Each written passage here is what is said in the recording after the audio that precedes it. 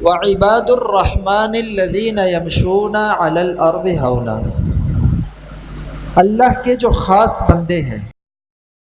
جن کو اللہ چاہتا ہے، جو اللہ کے نیک بندے ہیں، اگر دیکھا جائے تو ساری مخلوق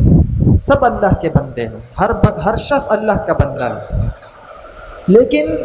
اللہ تبارک و تعالیٰ نے تمام مخلوقات میں سے ان کو کہا کہ میرے بندے تو اصل میں یہ ہے۔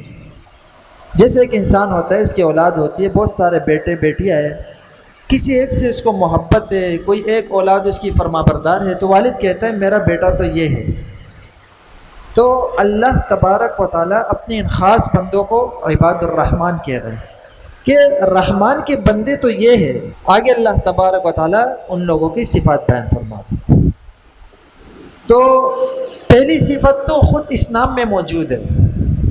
کہ جب اللہ نے یہ کہا کہ عباد الرحمن، رحمان کے بندے، اللہ کے بندے، تو اس آیت، اس لفظ میں اللہ تبارک و تعالیٰ نے ان کی پہلی صفت بیان فرما دی کہ وہ رحمان کے بندے ہیں، اللہ کے بندے ہیں، وہ اللہ کے ساتھ کسی کو شریک نہیں ٹھہراتے،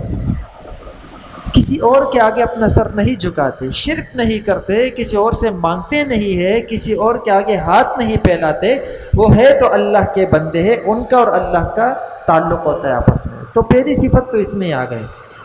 تو اس سے اشارہ ہے عقائد کی طرف کہ ان کے عقائد ایسے مضبوط ہوتے ہیں، توحید میں وہ ایسے مضبوط ہوتے ہیں کہ جو بھی معاملہ ہوتا ہے ان کا، جو بھی مسئلہ ہوتا ہے، پکارتے اپنے اللہ کو ہے، اپنے رب کو ہے۔ اس لیے فرمایا عباد الرحمن، یہ اللہ کے بندے ہیں، یہ غیروں کے بندے نہیں ہے،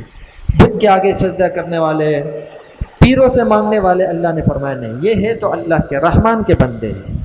تو اس نام میں اللہ نے ان کی پہلی صفت بیان فرما دی۔